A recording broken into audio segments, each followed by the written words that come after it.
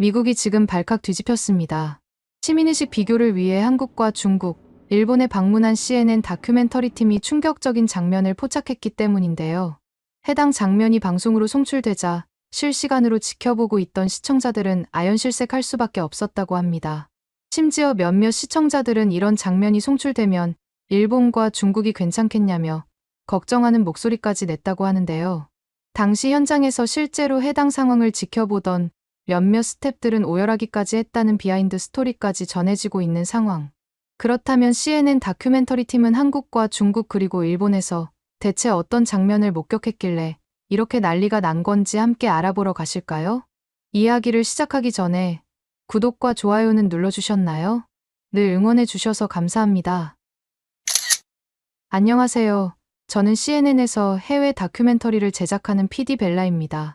오늘 여러분께 들려드릴 이야기는 제 인생의 방향을 완전히 바꿔놓은 특별한 경험에 관한 것이에요.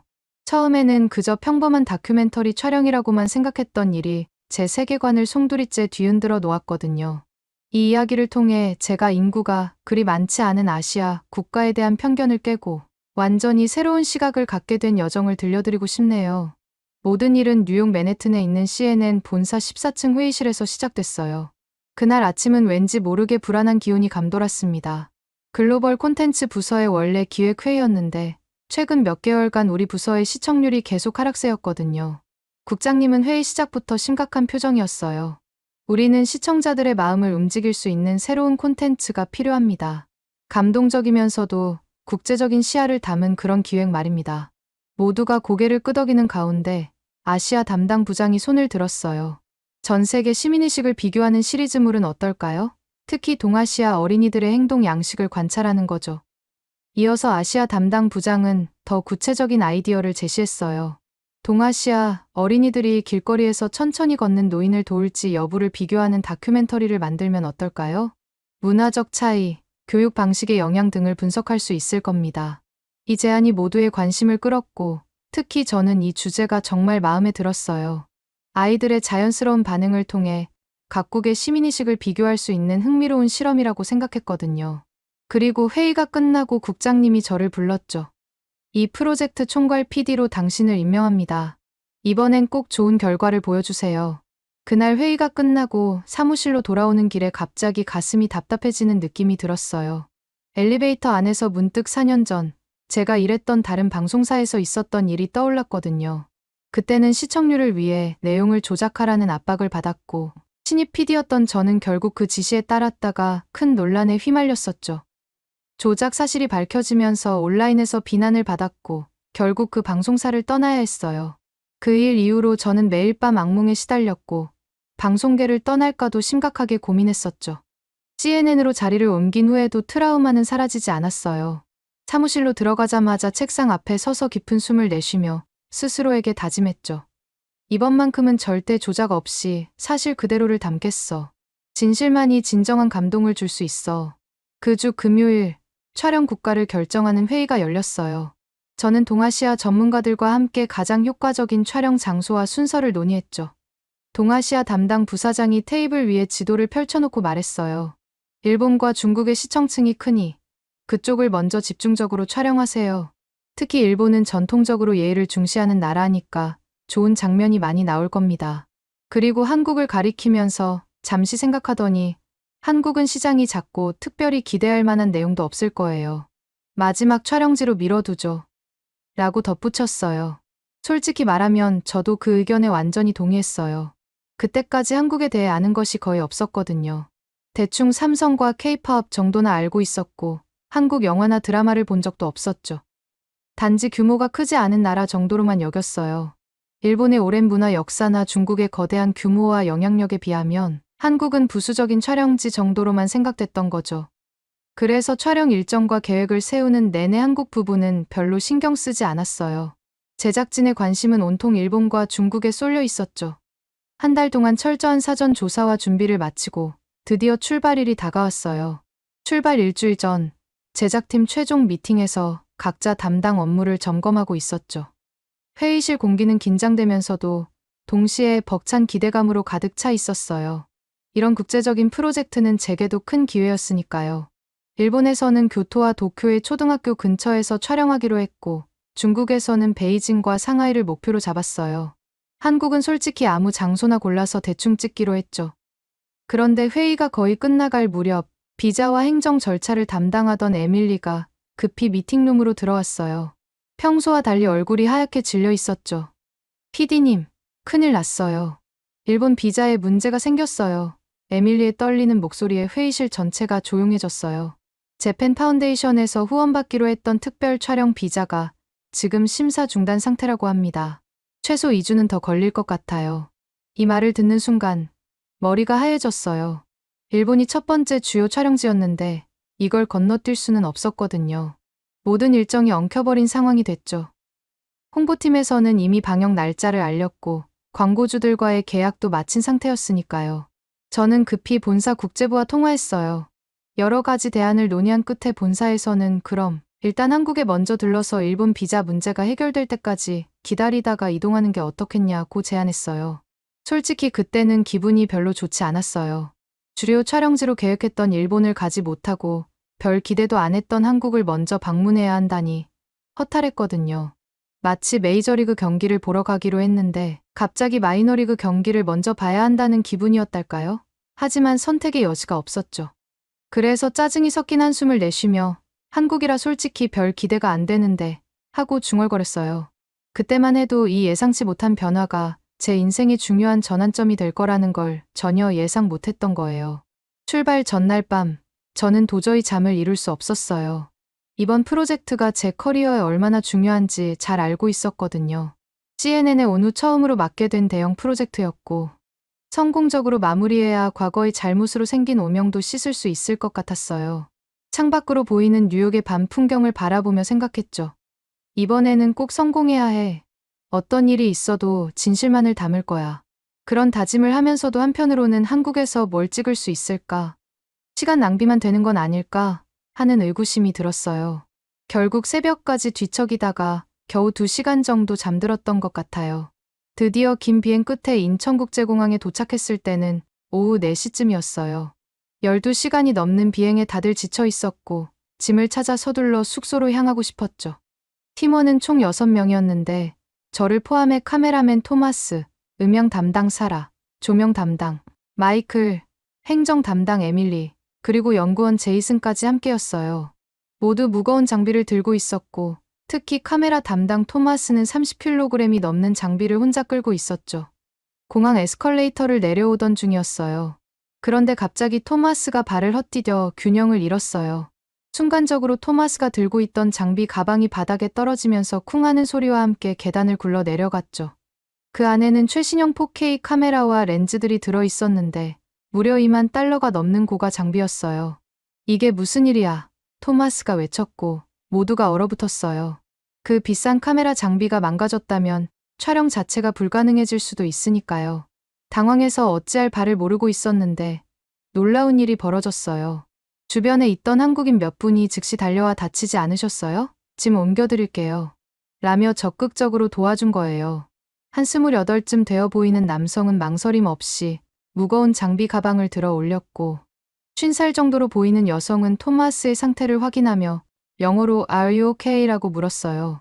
또 다른 분은 주변에 흩어진 작은 액세서리들을 재빠르게 주워주고 있었죠. 심지어 근처 경비원까지 달려와서 도와줬어요. 이 광경을 보면서 순간 의아했어요. 이 나라 사람들이 원래 이렇게 나서서 돕는 걸 좋아하는 건지 아니면 우연히 친절한 사람들을 만난 건지 궁금했지만 너무 피곤해서 크게 의미를 두진 않았어요. 그냥 감사합니다라고 하고 자리를 떴죠. 공항에서 나오는 순간 느껴진 바깥 공기도 색달랐어요. 깨끗하고 정돈된 느낌, 그리고 사람들의 빠른 걸음걸이가 눈에 띄었죠. 저는 팀원들에게 일단 호텔에 체크인하고 내일부터 주변을 둘러보자고 했어요. 모두가 지친 상태였으니까요. 그런데 공항에서 숙소로 가는 동안에도 계속 예상치 못한 인상들이 이어졌어요. 우선 공항철도를 타고 시내로 들어가는 과정이 놀라울 정도로 편리했어요. 자동 발매기로 티켓을 구매하는 것도 문제없었고 영어 안내도 잘 되어 있었죠. 특히 교통카드 하나로 버스와 지하철을 모두 이용할 수 있다는 점이 편리했어요.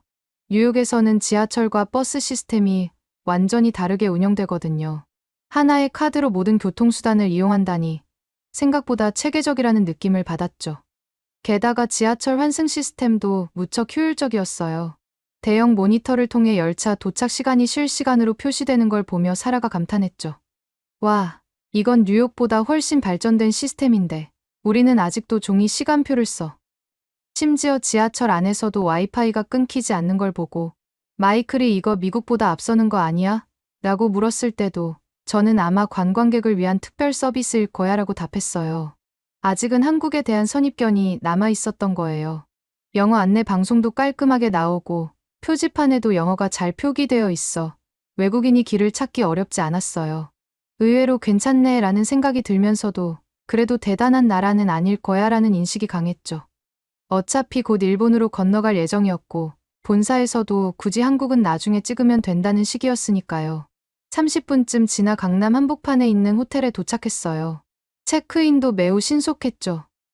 프론트 직원은 유창한 영어로 우리를 맞이해줬고 CNN의 다큐멘터리 팀이시죠.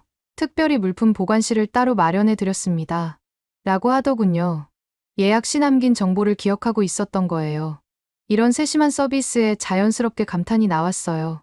숙소에 들어선 뒤 짐을 정리하고 잠시 쉬다가 뭔가 먹고 싶다는 생각이 들었어요. 장거리 비행으로 지친 상태라 든든한 식사가 필요했거든요. 호텔 프론트에 내려가 근처 식당을 물어봤더니 직원이 친절하게 지도를 꺼내 몇 군데를 표시해 주었어요. 여기에 있는 한 식당이 외국인한테도 인기가 많습니다. 영어 메뉴도 있어요. 프론트 직원이 알려준 곳으로 향했어요. 호텔에서 걸어서 5분 정도 거리였죠. 밖은 벌써 어두워졌지만 거리는 여전히 밝고 사람들도 많았어요. 특히 인상적이었던 건 늦은 시각에도 혼자 거리를 활보하는 여성들이었어요. 뉴욕에서는 위험할 수 있다고 여기게 되는데 서울은 달랐죠. 식당에 들어서자 직원이 반갑게 맞아주었고 영어 메뉴판도 내어줬어요. 비빔밥, 불고기, 갈비탕 등 다양한 메뉴가 사진과 함께 설명되어 있어 고르기가 쉬웠어요. 저는 비빔밥을, 다른 팀원들은 불고기와 갈비탕을 주문했죠. 음식이 나오는 순간 또 놀라운 느낌을 받았어요. 주문한 메인 요리 외에도 10가지가 넘는 반찬이 함께 나왔거든요. 토마스가 당황한 얼굴로 이건 다 뭐야? 우리 주문 안 했는데라고 물었어요. 직원이 미소 지으며 설명했죠. 이건 반찬이라고 해요. 한국 식사에서는 메인과 같이 이렇게 나와요. 추가 요금은 없어요. 뉴욕에서는 사이드 메뉴 하나에도 추가 비용이 드는데 이렇게 많은 음식을 무료로 내오는 게 모두에게 신기했어요. 게다가 맛도 정말 좋았죠. 처음 먹어보는 한국 음식이었지만 팀원 전원이 만족하며 식사를 즐겼어요. 특히 제가 주문한 비빔밥은 여러 색깔의 채소와 고기가 한데 어우러져 눈으로 봐도 예쁘고 맛도 훌륭했어요. 식사를 마치고 계산하려는데 식당 주인으로 보이는 분이 다가와 영어로 물었어요. 혹시 외국에서 오셨어요? 어떤 일로 한국에 오셨나요? 다큐멘터리 촬영차 왔다고 하자 한국에 잘 오셨어요. 좋은 모습 많이 담아가세요. 라고 말하며 과일 접시를 서비스로 내어주었어요. 이런 다정한 환대에 다들 감동했죠. 호텔로 돌아가는 길에 사라가 말을 꺼냈어요. 진짜 친절한 나라 같아요. 처음 왔는데 별로 불편함이 없네요. 저도 고개를 끄덕였지만 마음 한편에는 이건 외국인을 대하는 특별한 배려일 거야. 실제 생활은 다를 수도 있지라는 생각이 남아 있었어요. 다음 날 아침, 저는 일찍 일어나 호텔 주변을 산책했어요. 도시가 깨어나는 모습을 보고 싶었거든요. 놀랍게도 새벽 6시인데도 벌써 거리가 움직임으로 가득했어요. 조깅하는 사람들, 출근 준비하는 직장인들, 가게 문을 열고 준비하는 상점들까지 다양했어요. 특히 거리의 청결함이 눈에 띄었죠. 뉴욕에서는 길거리에 쓰레기가 많아 지저분하게 느껴지는데 서울은 꽤 깔끔했어요. 호텔로 돌아와 조식을 하며 팀 미팅을 했어요. 오늘은 서울 시내를 좀 둘러보면서 혹시 찍을 만한 게 있는지 가볍게 살펴보죠. 라는 제안이 오갔죠. 그러다 에밀리가 반가운 소식을 전했어요. PD님, 일본 비자 문제가 해결됐어요. 내일 바로 도쿄로 갈 수 있대요. 다들 안도하며 일본행 준비를 서둘렀어요. 짧은 서울 체류였지만 희한하게도 아쉬운 마음이 들었어요. 하룻밤만 머물렀는데도 뭔가 정이 들었나 봐요. 그렇지만 일본 촬영이 메인이었고 본사에서도 빨리 가라고 재촉하고 있었어요. 비행기에 타면서도 서울에서 받은 크고 작은 친절들이 계속 생각났어요. 공항에서 도와준 사람들, 지하철의 편리함, 식당에서의 따뜻한 환대, 하지만 본격적인 건 일본 촬영이라는 압박이 더 크게 다가왔죠. 이번 프로젝트가 성공해야 과거의 상처도 씻을 수 있으니까요. 혹시라도 실패한다면 방송 자체가 중단될 수 있다는 생각에 더욱 긴장했어요. 그런 마음으로 일본행 비행기에 올랐고 이어질 일들을 전혀 예측 못했어요. 도쿄 나리타 공항에 도착했을 때 첫인상은 역시 세련되고 정돈된 곳이라는 느낌이었어요. 입국 심사도 문제없이 진행됐고 공항에서 숙소로 이동하는 전철 시스템도 좋아 보였죠. 하지만 문제는 그 다음부터 시작됐어요. 본격적인 촬영을 위해서는 여러 가지 허가가 필요했거든요. 초등학교 근처 횡단보도에서 노인 역할을 맡은 분을 투입하려면 교육청과 경찰 등 다양한 기관의 허가가 필수였어요. 처음에는 낙관했어요. 일본은 행정이 효율적이지 않을까 하고 기대했거든요. 하지만 실제로 겪어보니 전혀 달랐어요. 서류 절차가 너무 복잡했고 담당자들도 굉장히 비협조적이었죠. 교육청을 찾았을 때 첫 충격이 왔어요. 입구에서부터 외국인에 대한 경계심이 느껴졌고 담당 부서를 찾는 데만 1시간이나 걸렸어요. 겨우 도착했더니 외국 방송 촬영은 특별 심의가 필요하다며 추가 서류를 요구했죠. 게다가 그 서류들은 전부 일본어로 작성해야 했어요. 다행히 팀에 일본어 가능한 연구원 제이슨이 있었지만 전문 용어가 많아 손이 많이 갔죠. 경찰서를 방문했을 때도 비슷했어요. 교통 흐름을 방해할 수 있는 촬영은 원칙적으로 어렵다는 입장이었고 특별 허가를 받으려면 지방경찰청장의 승인이 필요하다고 했죠.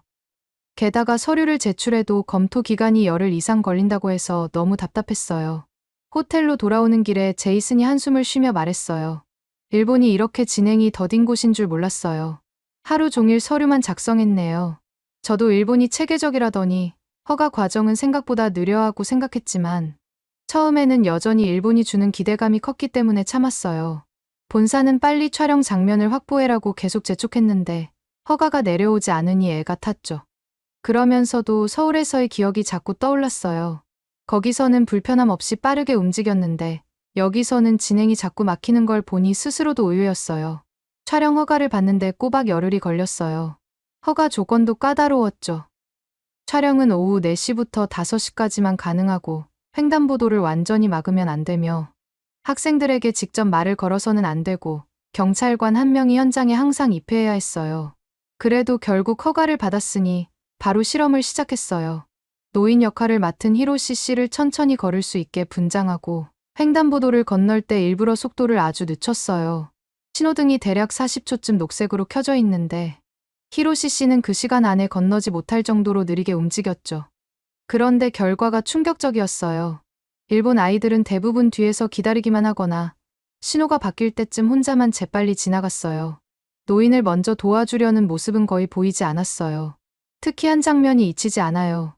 초등학교 45학년쯤으로 보이는 여학생이 히로시 씨 바로 뒤에 서 있다가 신호가 바뀌려는 순간 옆으로 빠져서 혼자 달려나갔어요. 그 과정에서 히로시 씨를 살짝 밀치는 모습까지 보였죠. 이 장면을 보고 마음이 덜컥 내려앉았어요. 일본이 예의가 발달한 나라라고 알고 있었는데 돕는 아이가 거의 없네 하는 실망이 이어졌어요. 그날 저녁 호텔에서 촬영 영상을 복귀하면서 팀 분위기가 가라앉았어요. 본사에 중간 보고를 했더니 이래서는 시청자들이 흥미를 느끼기 어려울 것 같다는 피드백이 돌아왔죠. 국장님의 목소리에서 실망감이 확연히 느껴졌어요. 아이들이 노인을 자연스럽게 돕는 장면을 보고 싶었는데 다들 그냥 기다리거나 비켜 가버리는군요. 다음 날 다른 초등학교 근처에서도 촬영했지만 똑같았어요. 아이들은 여전히 무심했고 노인을 돕는 장면은 나오지 않았어요. 어떤 아이는 노인 배우가 느리게 걷자 짜증내며 한숨을 쉬었어요. 더 촬영을 해봐도 기대했던 장면은 전혀 나오지 않았죠. 한편으로 제작진 중 몇몇이 제안했어요. 이러다 아무 내용도 못 얻겠어요. 조작을 좀 할까요? 아이들에게 미리 부탁해서 노인을 도와주게 만들면 어떨까요? 그 말을 듣자마자 과거가 떠올랐어요. 조작을 했다가 엄청난 후폭풍을 맞았던 기억이요. 인터넷에서 비난이 이어졌고 심각한 우울증까지 겪었어요. 그래서 단칼에 거절했죠. 안 됩니다. 사실 그대로 담아야 해요. 진실을 왜곡하면 안 돼요. 결국 일주일 가까이 장소를 바꿔가며 촬영해봤지만 일본에서 노인을 도와주는 아이들을 단 한 번도 발견하지 못했어요. 스태프 중에는 노골적으로 불만을 터뜨리는 이도 있었죠. 도대체 어떻게 된 거야? 일본 아이들은 이렇게까지 냉담한 거야? 시민의식이 바닥이라는 생각까지 들어. 처음에는 그 말이 너무 지나치다고 생각했어요. 그런데 계속 현장을 지켜보니 공감이 됐어요.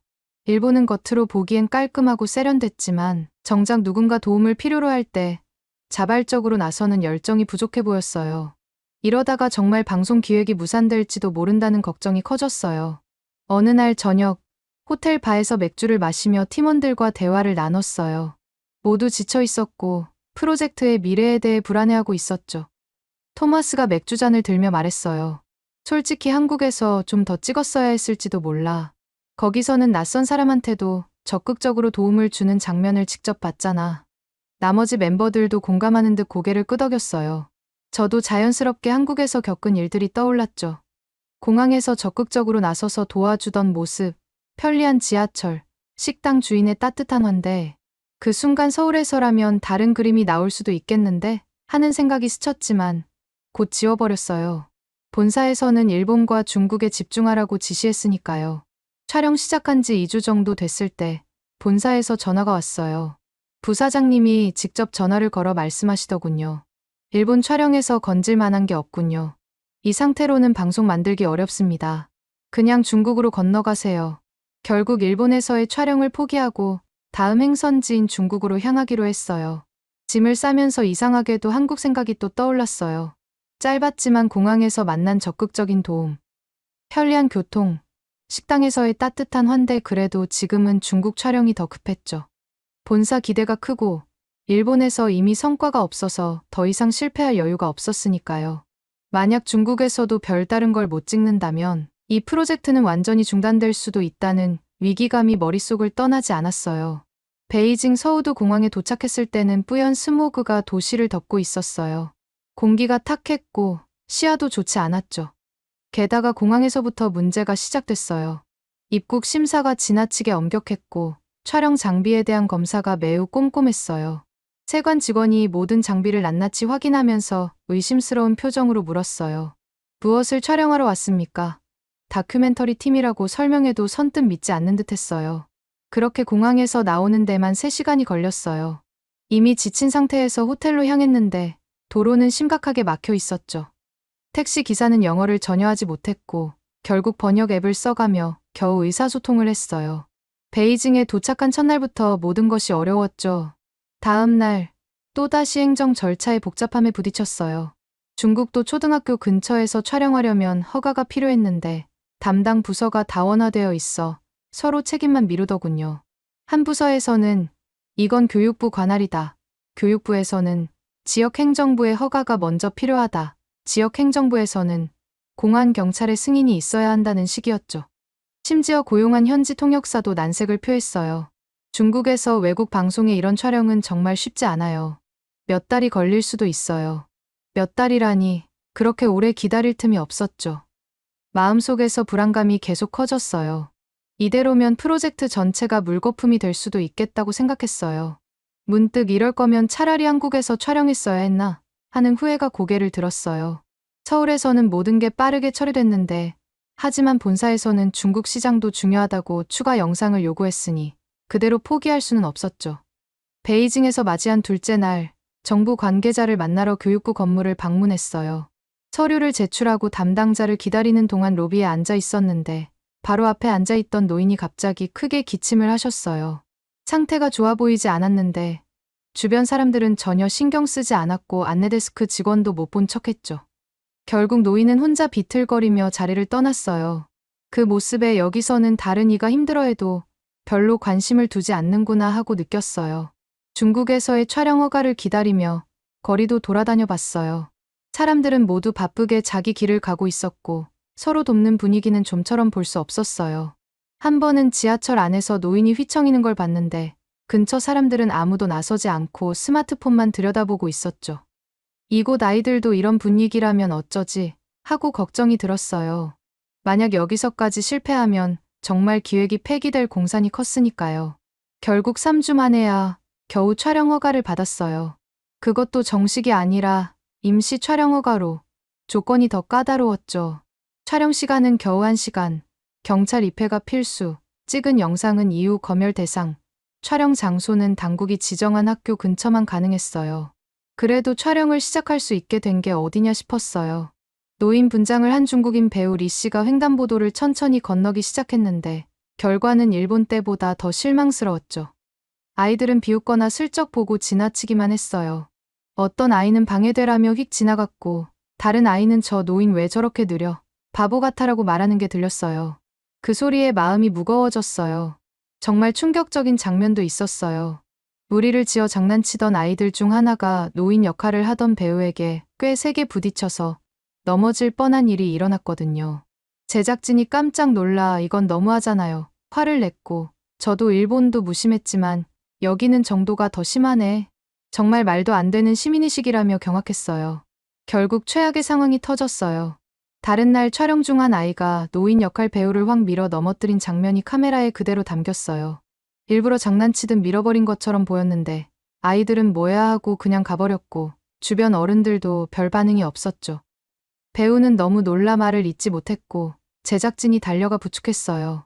다행히 크게 다치진 않았지만 그 충격이 얼마나 컸는지 말로 다 하기 힘들었어요. 그날 저녁 호텔 방에서 영상을 돌려보면서 깊은 좌절감에 빠졌어요. 아이들의 따뜻한 마음을 보여주고 싶었는데 지금까지의 결과는 차가움과 무관심, 심지어 폭력성까지 드러내고 있었거든요. 영상을 본 본사에서도 바로 연락이 왔어요. 이런 장면으로는 시청자 흥미도 못 끌고 괜히 불쾌하기만 하네요. 이 프로젝트는 접는 게 좋겠습니다. 너무 절박한 마음에 호소했어요. 부디 마지막으로 한국에서 재촬영할 기회를 주세요. 처음 한국에 갔을 때 인상이 좋았습니다. 혹시 다를 수도 있어요. 본사에서는 별로 기대하는 기색이 없었지만 끈질긴 요청을 마지못해 받아들였어요. 그래요. 마지막으로 한국에 가보세요. 거기도 별거 없으면 진짜 끝입니다. 제작진은 일본, 중국도 엉망이었는데 한국이라고 다르겠어 하며 별 기대가 없었지만 혼자서 묘하게 희망이 생겼어요. 처음 공항에서 만났던 친절이 단순 운은 아니었길 바랐거든요. 이건 마지막 기회였으니까 무조건 승부를 봐야 했어요. 인천공항에 내리자 반가움이 밀려왔어요. 정말 오래 알고 지낸 친구를 다시 만난 기분이었다고 할까요? 이번에는 무거운 장비를 우리가 직접 옮기려고 했는데 공항 직원이 카트를 갖고 와서 도와드릴게요라고 먼저 말해주니 그 환대가 더없이 고마웠어요. 베이징에서 겪었던 스모그와 혼잡함, 무뚝뚝한 태도에 지쳐 있다가 서울에 오니 공기가 맑고 도시가 정돈된 모습이라 오아시스를 만난 것 같았죠. 이번엔 강남이 아닌 홍대 근처 호텔에 묵게 됐는데 체크인도 빠르게 끝났고 직원들 역시 환히 웃으며 반겨줬어요. 서울에 도착하자마자 제일 먼저 허가 절차부터 알아봤어요. 일본과 중국에서 이 부분이 너무 힘들었는데 여긴 어떨까 하는 마음으로 서울시청에 전화를 넣었죠. 예상대로 서류만 잘 준비해 오시면 며칠 내로 처리됩니다라는 답이 돌아왔어요. 더구나 담당 공무원은 상황을 이해한다며 적극 도우려 했어요. 외국 방송사시면 더 신속히 진행해 드릴게요. 필요한 서류가 있으면 목록을 메일로 보내드릴 테니 부족한 게 있으면 미리 말씀 주세요. 통역 지원도 필요하면 요청하시고요. 일본이나 중국에서 상상도 못할 친절이었어요. 심지어 담당 공무원이 먼저 제안하더군요. 학교 근처라면 아이들 하교 시간이 가장 중요하겠죠. 3시 30분에서 4시 사이에 학생이 많이 몰리는 학교들을 몇 곳 추천해 드릴게요. 이렇게 세심하게 챙겨주는 바람에 제작진 전원이 일본, 중국은 몇 주씩 걸리던 일이 여기는 며칠로 되나 봐요? 감탄했어요. 차라는 뉴욕에서도 이렇게 효율적이진 않은데라고 말했죠. 솔직히 저도 놀랐어요. 하지만 아이들이 노인을 실제로 도와줄지 여부는 아직 미지수였어요. 이미 두 나라에서 크게 실망했으니까요. 그래도 마지막 시도인 만큼 뭐든 해봐야 했어요. 결국 한국에서도 일본, 중국과 같은 형태로 노인이 신호등을 아주 천천히 건너면 어떻게 될까 하는 실험을 다시 해보기로 했죠. 본사에서는 여기도 별거 없으면 다 폐지라고 최후 통첩을 날렸고요. 서울 강남구 어느 초등학교 근처 방과 후 아이들이 몰려 나올 시간에 맞춰 촬영을 시작했어요. 노인 역을 맡은 배우 김춘자 씨가 신호등이 초록불로 바뀌자마자 일부러 발을 천천히 떼기 시작했죠. 일본과 중국에서의 경험을 떠올리며 과연 어떻게 나올까 하고 긴장하며 지켜봤어요. 그런데 믿기 어려운 일이 벌어졌어요. 녹색 신호가 유지되는 동안 김춘자 씨가 제대로 건너지 못하자 아이들이 재빨리 달려와 할머니, 부축해드릴게요라며 팔을 잡아줬어요. 뒤따라오던 다른 아이들은 잠깐 여기 아직 못 지나가신 분 있어 라고 소리치면서 주변을 멈추게 했죠. 신호가 곧 바뀔까봐 조마조마하는 아이들의 표정이 고스란히 카메라에 담겼어요. 특히 한 여학생이 김춘자 씨의 무거워 보이는 가방을 들어주며 조심하세요. 천천히 건너셔도 돼요라고 말했는데 그 행동이 얼마나 따뜻하게 느껴졌는지 몰라요. 일본과 중국에서 전혀 볼 수 없던 장면이라 모두가 놀라 입을 다물지 못했어요. 제작진은 정말 일본, 중국과는 완전히 다른 애라며 경탄했고 저는 공항에서 느낀 그 호의가 절대 우연이 아니었다는 확신이 들었어요. 순간 전율이 돋았어요. 이 모습이야말로 우리가 바라던 진짜 장면이었으니까요. 더 극적인 장면을 포착하고 싶어서 노인 역할이 무거운 짐을 여러 개 들고 골목길을 걷는 건 어떨까요? 하고 제안했어요. 아이들이 얼마나 적극적으로 도와줄지 궁금했거든요. 한국에서는 이런 추가 설정을 위한 허가도 하루 만에 끝났어요. 일본, 중국과 비교하면 너무나 빨라서 모두가 또 한 번 놀랐어요. 그리고 촬영을 시작했는데 예상 못한 사고가 생겼죠. 김춘자 씨가 일부러 힘들어 보이는 연기를 하던 중 진짜로 돌부리에 발이 걸려 넘어지고 짐도 떨어뜨린 거예요. 당황한 제작진이 괜찮으세요? 하며 달려가려는데 아이들이 먼저 우르르 달려왔어요. 어떡해요? 많이 다치셨어요? 이거 저희가 옮겨드릴게요라며 각자 할 수 있는 일을 찾아 움직였어요. 일본, 중국에서는 노인이 넘어져도 나 몰라라 하던 모습만 봤으니 모두가 충격받을 수밖에 없었어요. 그러다 김춘자 씨가 조금 아프네요라고 말하자 옆에 있던 11살쯤 되어 보이는 남자아이가 휴대폰을 꺼내 119에 신고했어요. 할머니가 넘어지셨는데 많이 아파하시거든요. 얼른 와주세요라며 침착하게 통화하는 모습이 너무 놀라웠고 진심으로 감동이 밀려왔어요. 다른 아이들도 피나세요? 혹시 어디 크게 부딪히셨나요? 주변을 정리하고 짐은 여기 안전한 데로 옮겨둘게요라고 자발적으로 나서서 도와줬어요. 제작진은 설마 119까지 부르진 않겠지라고 생각했다가 깜짝 놀랐고 김춘자 씨도 이렇게 적극적으로 챙겨줄 줄 몰랐어요라며 놀란 표정을 감추지 못했어요. 그런데 정말 놀라운 건 119 구급차가 엄청나게 빨리 도착했다는 점이었어요.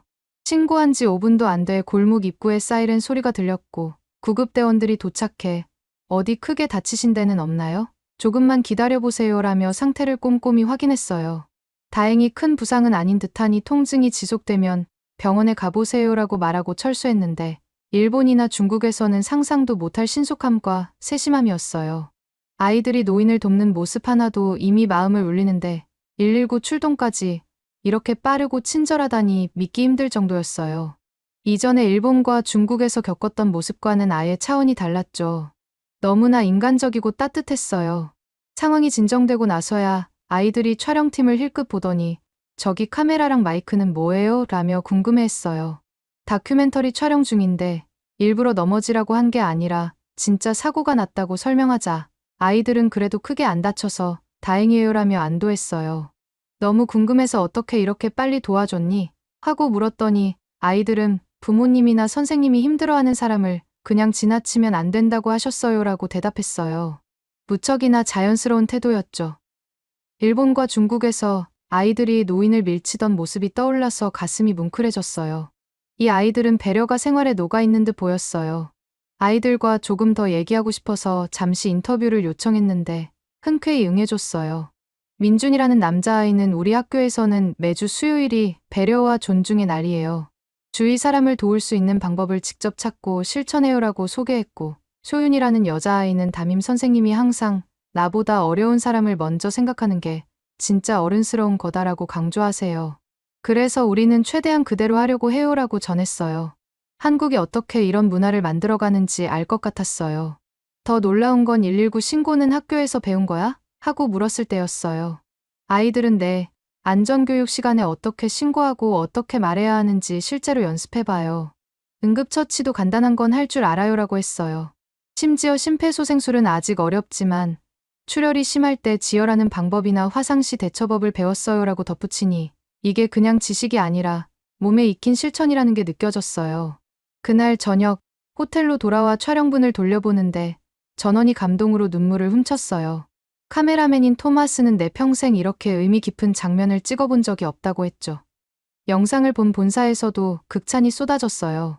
국장님이 직접 전화로 드디어 제대로 된 장면을 건졌군요. 감동적입니다. 하고 기뻐했어요.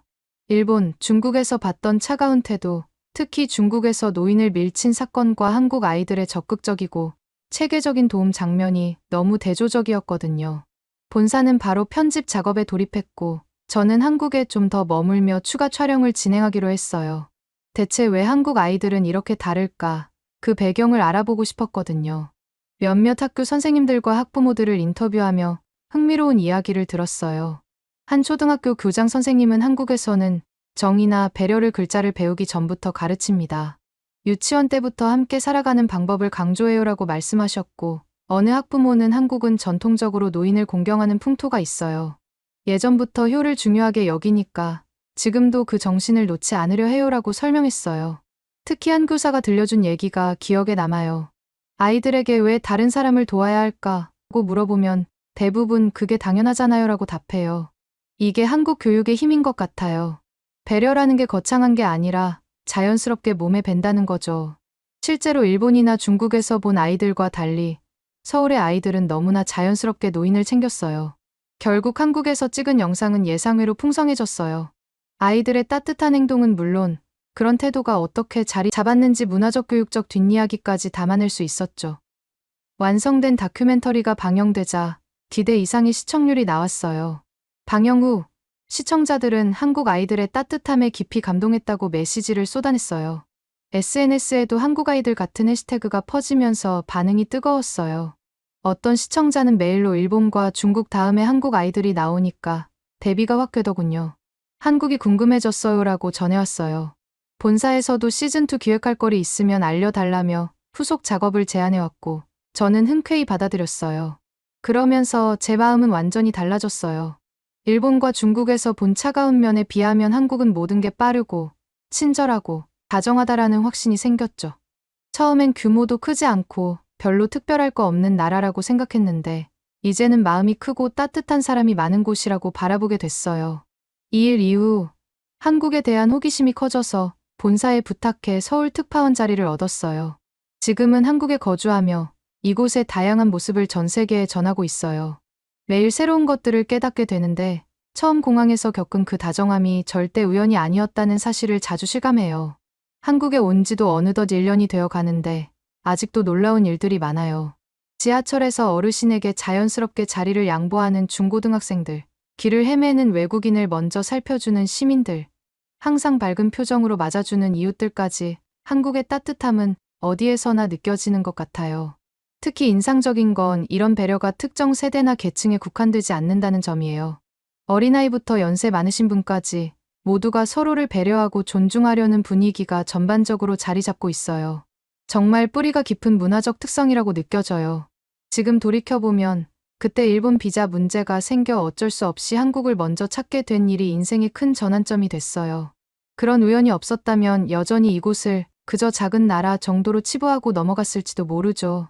예상치 못한 계기로 시작된 여정이 제 삶을 확 바꿔놓은 셈이에요.